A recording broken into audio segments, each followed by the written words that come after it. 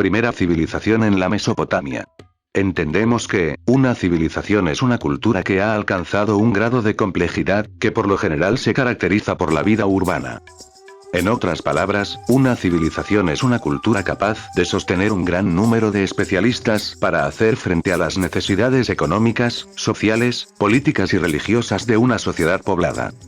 Otras características presentes normalmente en una civilización, son la inclusión de un sistema de escritura para llevar un registro, la arquitectura monumental en lugar de simples edificios, y un arte que ya no es meramente decorativo, como el de la cerámica neolítica, pero representativa de las personas y sus actividades. Todas estas características de la civilización aparecen por primera vez en Mesopotamia. La geografía de Mesopotamia. Alrededor de 6000 a.C., después de la revolución agrícola, habría comenzado a extenderse desde su lugar de origen, hacia la periferia norte de la media luna fértil. Los agricultores neolíticos se empezaron a filtrar en el creciente y fértil terreno por sí mismos. A pesar de esta amplia llanura, recibieron insuficientes precipitaciones para apoyar a la agricultura. La sección oriental fue regada por los ríos Tigris y Éufrates. Conocida en la antigüedad como Mesopotamia, del griego entre los ríos, la parte baja de esta llanura, comienza cerca del punto donde convergen los dos ríos, la cual se llamó Babilonia. Babilonia, a su vez abarca dos áreas geográficas, Akkad en el norte y Sumeria, el delta del río de este sistema, en el sur. Roto los cauces de los ríos y repletos de peces con frecuencia refertilizado por el limo aluvial establecido por las inundaciones sin control, Sumeria tenía un potencial agrícola espléndido, y los problemas ambientales deberían ser resueltos. La tierra cultivable tenía literalmente que crearse a partir de los pantanos, creando bancos de arena y logrando así la separación de la tierra del agua, drenado los pantanos. Controlar las inundaciones, y dar vida al desierto sin lluvia llevándola por canales artificiales. En el transcurso de varias fases sucesivas culturales, siguieron a la llegada de los primeros agricultores neolíticos. Estos y otros problemas relacionados fueron resueltos por esfuerzo cooperativo. Entre el 3500 a.C. y 3100 a.C. se sentaron las bases para un tipo de orden social y económico marcadamente diferente a todo lo conocido anteriormente. Esta cultura mucho más compleja, basada en los grandes centros urbanos, más que simples pueblos, es lo que asociamos con la civilización. Al descubrir cómo usar metales para fabricar herramientas y armas, a finales del Neolítico efectuadas por gente con una revolución de tan largo alcance como el que actuó en la agricultura. Los artesanos neolíticos descubrieron cómo extraer cobre a partir de minerales de óxido por calentamiento con carbón vegetal. Luego, alrededor del 3100 a.C., los trabajadores del metal descubrieron que el cobre es mejorado mediante la unión con el estaño. La aleación resultante, es el bronce, era más duro que el cobre y proporciona un borde con corte más afilado. Así, el advenimiento de la civilización en Sumeria se asocia con el comienzo de la Edad del Bronce en Occidente, que con el tiempo se extendió a Egipto, Europa y Asia. La Edad del Bronce se prolongó hasta alrededor de 1200 a.C., cuando las armas de hierro y herramientas comenzaron a reemplazar a las de bronce. El primer arado era probablemente un palo arrastrado a través del suelo con una cuerda. Con el tiempo, sin embargo, el ganado domesticado se aprovecha para arrastrar el arado en lugar del agricultor. Yugo, arados tirados por animales enjaezados. Estos avances llegaron como un aluvión en Mesopotamia en 3000 a.C. Como resultado de ello, la agricultura avanzó desde el cultivo de pequeñas parcelas para el laboreo, a la de los campos extensos. Al aprovechar el hombre al buey, este comenzó a controlar y utilizar una fuerza motriz distinta de la proporcionada por su propia energía muscular. El buey fue el primer paso a la máquina de vapor y el motor de gasolina. La llanura mesopotámica no tuvo ninguna piedra, ni metales, ni la madera, salvo por algunas suaves palmeras. Estos materiales tenían que ser transportados desde Siria y Asia Menor.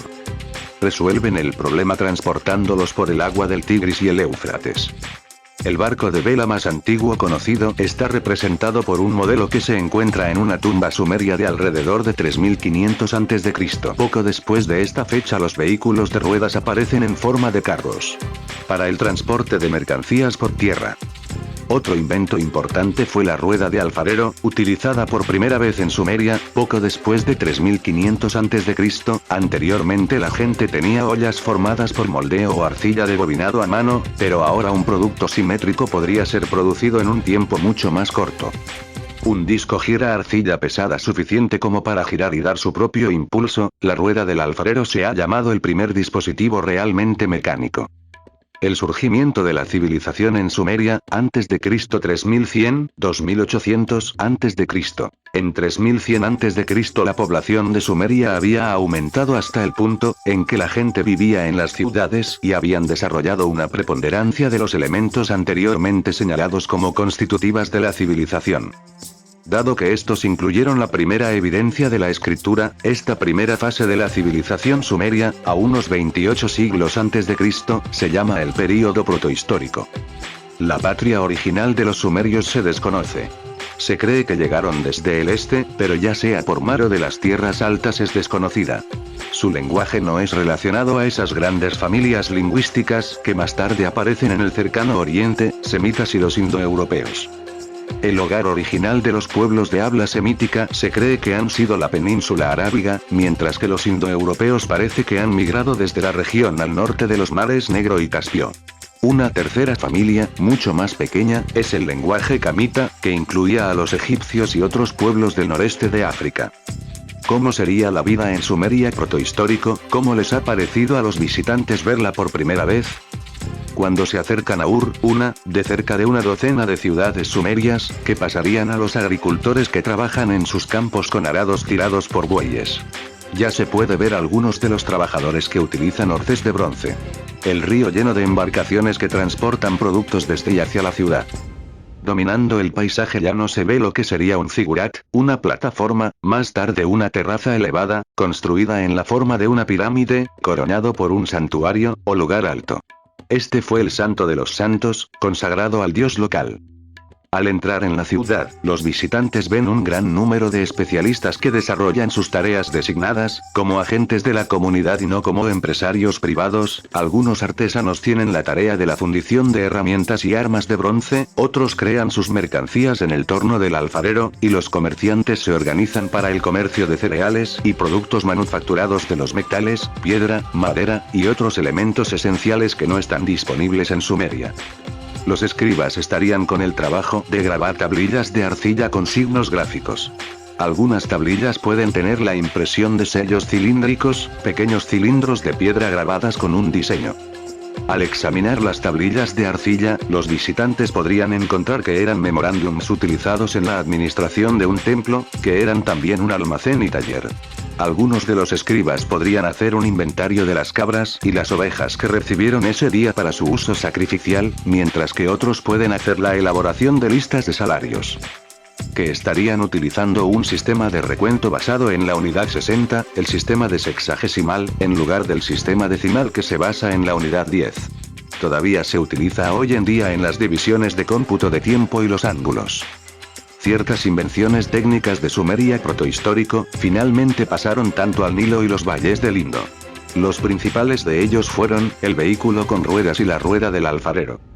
El descubrimiento en Egipto de sellos cilíndricos de forma similar a los utilizados en Sumeria da fe de contacto entre las dos áreas hacia el final del cuarto milenio antes de Cristo. Algunos motivos iniciales de arte egipcio y acabado, y formas arquitectónicas también se cree que es de origen sumerio. Y es probable que el ejemplo de la escritura sumeria haya estimulado a los egipcios a desarrollar un guión propio.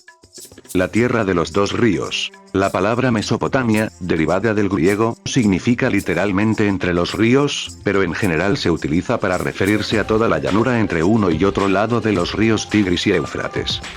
La llanura se limita al norte y al este por montañas, en cuyas estribaciones, como hemos visto, donde la agricultura se practicó por primera vez. Cada año los dos grandes ríos son muy acaudalados, por el derretimiento de las nieves invernales de las montañas del norte, y el nivel de inundación se extiende por una capa inmensamente espesa de limo fértil a través de la llanura que se acerca al Golfo Pérsico. Este delta, es una tierra de pantanos ricos en palmas de peces, de vida silvestre, y a la fecha, fue la más desafiante y gratificante de las tres unidades naturales en la que los valles de los ríos se dividieron, y fue aquí, entre 3500 y 3000 a.C., que los colonos agrícolas crearon las ricas ciudades-estado de Sumeria, de las cuales la más conocida es Ur. El delta solo se podría hacer habitable a gran escala, con el riego y control de las inundaciones, la cual fue dirigida por primera vez por una clase sacerdotal y después por los reyes divinos.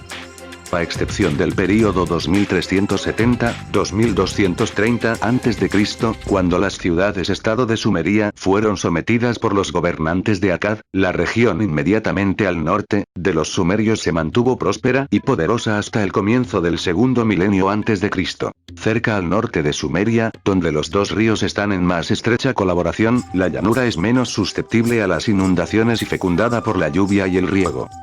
Esta zona, conocida primero como Akkad, estaba habitada por los pueblos semitas que sometieron a los sumerios en la mitad del tercer milenio, pero cuando un pueblo semita nuevo llamado los amorreos conquistaron el área alrededor de 2000 a.C., fundaron una nueva capital, la gran ciudad de Babilonia. Esa zona en adelante llegó a ser conocida como Babilonia. A pesar de las invasiones de los hititas y casitas, que eran pueblos indoeuropeos procedentes de Asia, Babilonia siguió dominando Mesopotamia durante 1000 años. La tercera región natural denominada Asiria, se extendía desde el norte de Babilonia a la gama Taurus. Sus colinas fueron regadas por un gran número de arroyos que fluyen desde las montañas de los alrededores, así como por las cabeceras de los dos grandes ríos. Los asirios, un pueblo guerrero brutalmente antisemitas, fueron capaces de conquistar a toda la Mesopotamia en los siglos 8 y 7 a.C. La historia de Mesopotamia puede seguirse con el desplazamiento del centro de su poder hacia el norte, desde Sumeria a Babilonia y luego a Asiria. El surgimiento de las ciudades, estados de Sumeria. Poco se sabe sobre los orígenes de los pueblos sumerios, que hablaban una lengua totalmente distinta de la de los habitantes de los valles semitas del norte. Los sumerios probablemente habrían llegado hasta los pantanos del delta bajo la presión de la superpoblación de las colinas después del 3900 a.C. Aunque en un principio se formaron pequeñas aldeas agrícolas, pronto se dieron cuenta de que no solo la riqueza de la tierra aluvial permite una mayor densidad de población, sino también que la mayoría del trabajo era en la ingeniería de canales y diques necesarios para aprovechar las inundaciones anuales, y estas requerían las fuerzas de trabajo de cientos de hombres. Por otra parte, el diseño y la limpieza de los canales requerían de una planificación experta, mientras que la división de las tierras de regadío, el agua y los cultivos exigieron un control político. Hacia el 3000 a.C. los sumerios habían resuelto este problema mediante la formación de temple comunidades, en la que una clase de sacerdotes burócratas controlaban la vida política y económica de la ciudad en nombre de los dioses de la ciudad. Todas las ciudades sumerias reconocían una serie de dioses en común, como el dios del cielo Anu, Enlil señor de las tormentas, Ishtar, la estrella de la tarde. Los dioses parecían irremediablemente violentos e impredecibles, y esclavizaban los seres tomando sus vidas a sus caprichos. El poema épico, La creación, hace hincapié en que los mortales han sido creados para que los dioses dejaran de trabajar. Cada ciudad, además, tenía su propio dios, que era considerado literalmente habitante del templo y que, en teoría, el dueño de todas las propiedades en la ciudad. De ahí que los sacerdotes interpretaban la voluntad del dios y controlaban la distribución de la producción económica de la ciudad, eran venerados por su poder sobrenatural. Después del 3000 a.C., las crecientes guerras entre las ciudades hacen que el liderazgo militar sea vital. El jefe del ejército se convertía en rey y asumía una posición intermedia entre el dios y la clase sacerdotal. Por lo tanto, el rey y los sacerdotes representaban la clase alta en una sociedad jerárquica. Debajo de ellos estaban los escribas, los asistentes seculares del templo, quienes supervisan todos los aspectos de la vida económica de la ciudad y desarrollan un sistema judicial áspero. Fuera de los funcionarios del templo, la sociedad estaba dividida entre grupos de élites o nobles de grandes terratenientes y jefes militares, un grupo heterogéneo de comerciantes, artesanos, campesinos libres que componen la mayoría de la población, los esclavos, el logro sumerio. Por medio de los sacerdotes y los escribas de los templos, se puede reconocer los grandes avances realizados por los sumerios, tanto en las artes como en la ciencia.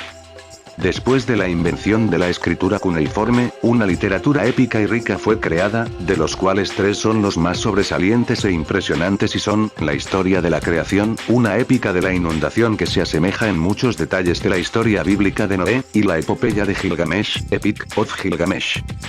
Gilgamesh, 2/3 dios y 1/3 hombre, es el héroe clásico de la literatura de Mesopotamia, una figura majestuosa, casi demasiado potente, presionando a los dioses por el secreto de la inmortalidad. También es un gran amante de su ciudad de Uruk. Todo el poema que encontramos, tal vez por primera vez en la literatura, es la celebración de la vida civilizada de una gran ciudad. Gilgamesh, dice en el comienzo del poema, ha construido una muralla, que aún hoy funciona y cubre 7 millas alrededor de las ruinas de su ciudad. De la amurallada Uruk, el muro que construyó. Es un santuario puro a la sagrada Eana. He aquí su pared exterior, cuya cornisa es como el cobre. Se puede ver en la pared interna, y que nadie puede igualar. Aprovecha en el umbral, que es de edad. Acércate a Eana, la morada de Ishtar, que no hay futuro pariente, ni ningún hombre, puede igualar. Ir arriba y caminar por las murallas de Uruk, inspeccionar la terraza de la base, examinar los ladrillos. ¿No es la obra de albañilería de ladrillo quemado? ¿No son 7 sabios que echaron los cimientos?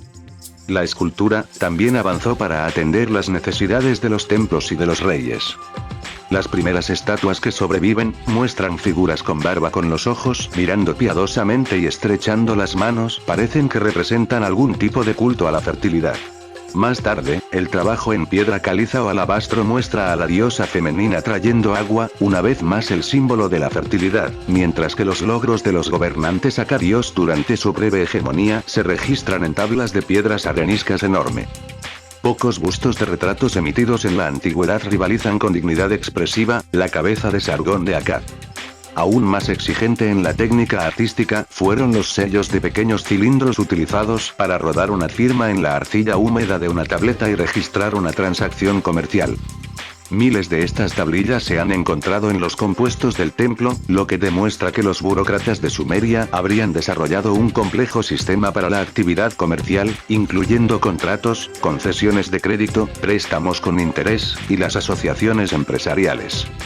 Por otra parte, la planificación de las vastas obras públicas bajo su control, la llevaban los sacerdotes para desarrollar una útil anotación matemática, que incluye tanto una notación decimal y un sistema basado en el 60, que nos ha dado nuestros 60 segundos y minutos, nuestra hora de 60 minutos y la división del círculo en 360 grados.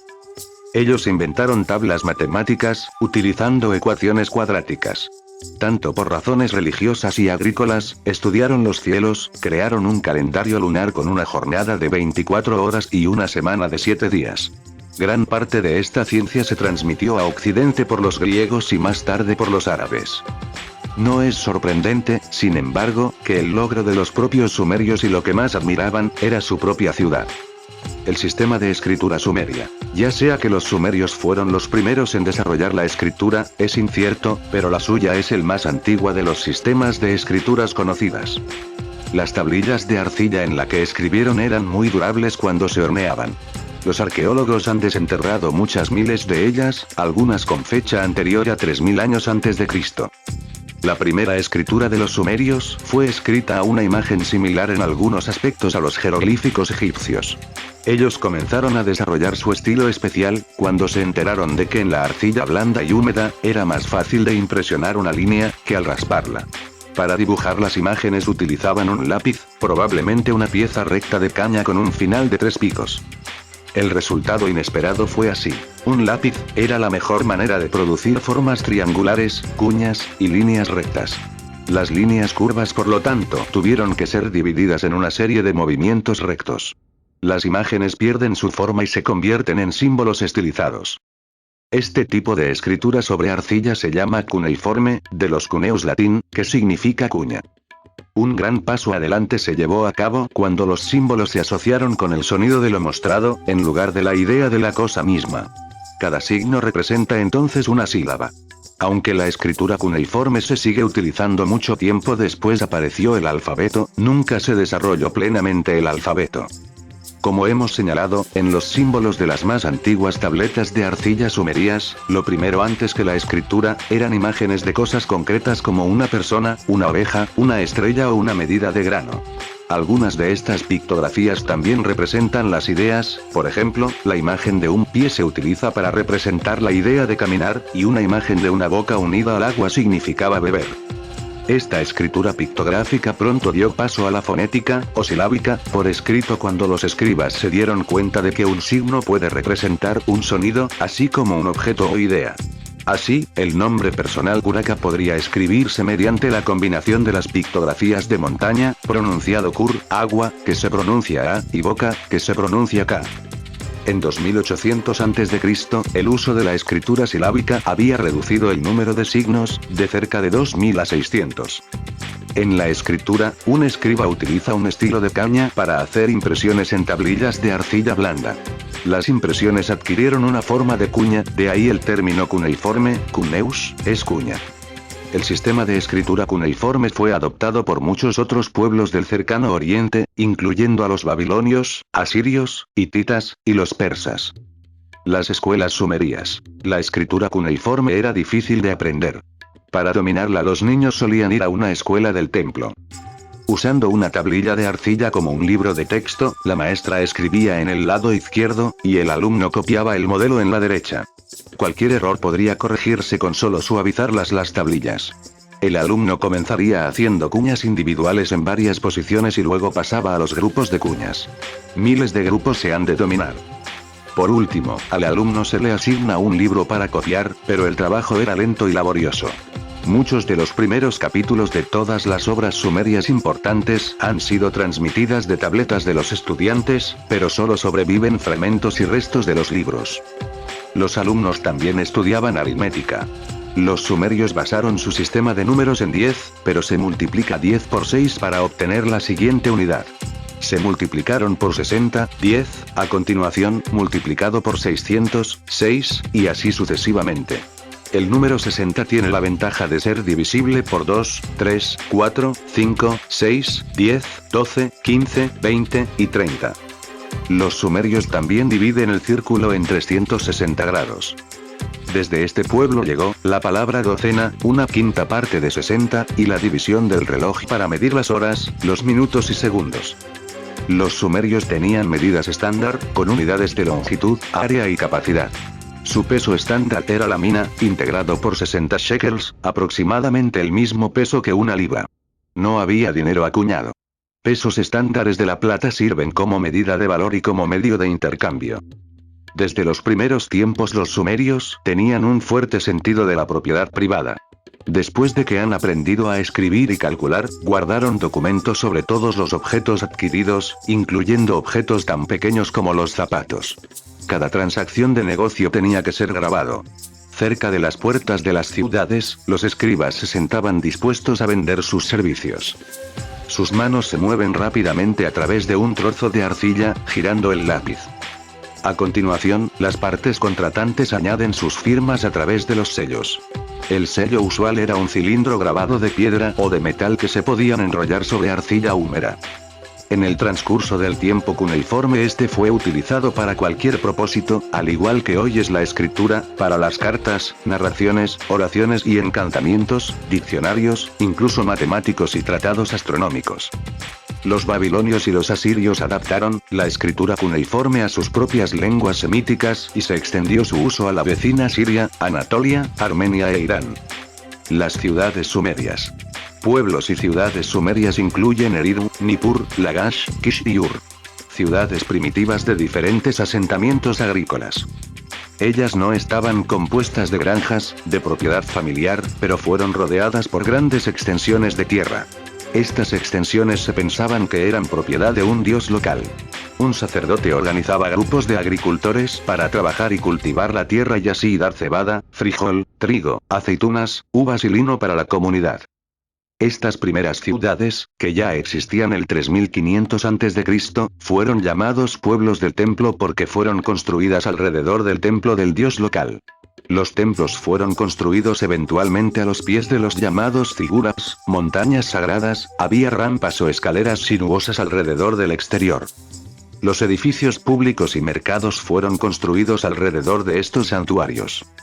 Las ciudades del templo se convirtieron en ciudades-estado, se consideran la base de las verdaderas civilizaciones en primer lugar. En un momento en que solo las formas más rudimentarias de transporte y comunicación estaban disponibles, la ciudad-estado era el tipo más gobernable de los asentamientos humanos. Las ciudades-estado eran gobernadas por líderes, llamados sensis, que probablemente fueron autorizados para el control de los sistemas de riego locales. El excedente de alimentos proporcionados por los agricultores apoyaban estos líderes, así como sacerdotes, artistas, artesanos y otros. Los sumerios contribuían al desarrollo de la metalurgia, carritos con ruedas y tornos de alfarero. Estos pueden haber inventado la primera forma de escritura. También imágenes grabadas en tablillas de arcilla en una forma de escritura conocida como cuneiforme, en forma de cuña. Los comprimidos se utilizaban para llevar la contabilidad de los almacenes del templo y de alimentos. Alrededor de 2500 a.C. estas señales de imagen se están perfeccionando en un alfabeto. Los sumerios desarrollaron el primer calendario, que se ajustaban a las fases de la luna. El calendario lunar fue adoptado por los semitas, egipcios y griegos.